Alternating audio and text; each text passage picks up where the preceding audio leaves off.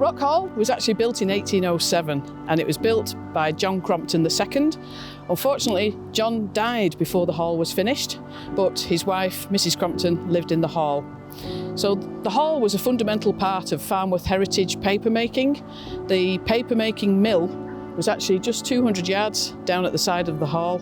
Thomas Bonsaw Crompton, the son of John Crompton that built the hall, actually developed a patent for paper drying processes, and he became a pioneer, well, he was a pioneer of this papermaking process, which was patented.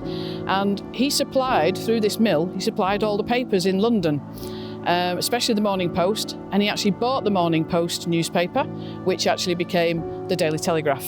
But the hall is the last remaining building that's connected to that Farnworth papermaking heritage.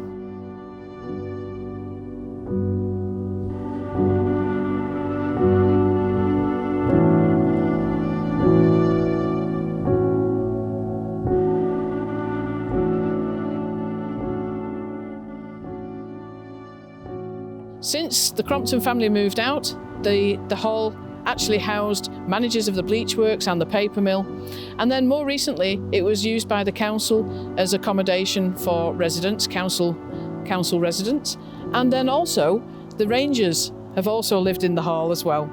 So when they were running the visitor centre and the ranger service, they were living here. But since the ranger service stopped 6 years ago, the hall was closed and has remained empty ever since.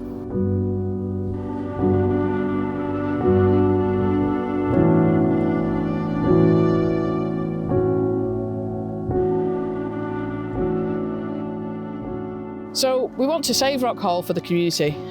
Yes, our charity would like it as a community centre, but at the end of the day, we recognise now, after starting this journey, just how much Rock Hall means to people, especially locally, and the history of it as well. We really want to preserve the history, but the hall itself, as I say, it's the last piece of the jigsaw of the Farnworth papermaking. So it's really important that we save this hall, and the hall will then provide some wonderful services, educational training, for example.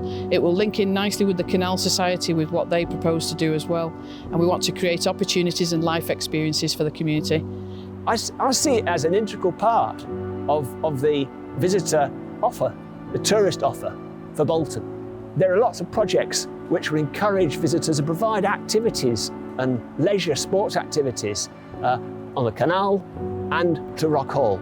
We're talking about canoeing, as I say, paddleboarding, a bit of rock climbing, there's all sorts of stuff, angling, plenty of activities which can take place. And I think that joint working, we see a real overlap between what the Canal Society want to do and Rock Hall Group want to do. One of our proposals is to actually extend the hall so that it would be actually bigger than it is. But we have discovered actually that around the 1920s and 30s we've seen a photograph, and the hall was actually at least 3 times as big as it is now. It was massive, you wouldn't believe that.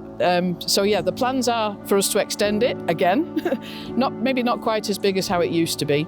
But the reason for extending it is to give us the amount of rooms and facilities in there, such as a cafe, for example, a function room that can also be a conference room, and also to have community training rooms. But we really want to have a heritage room as well, so that we can recognise the importance of the Farnworth papermaking industry.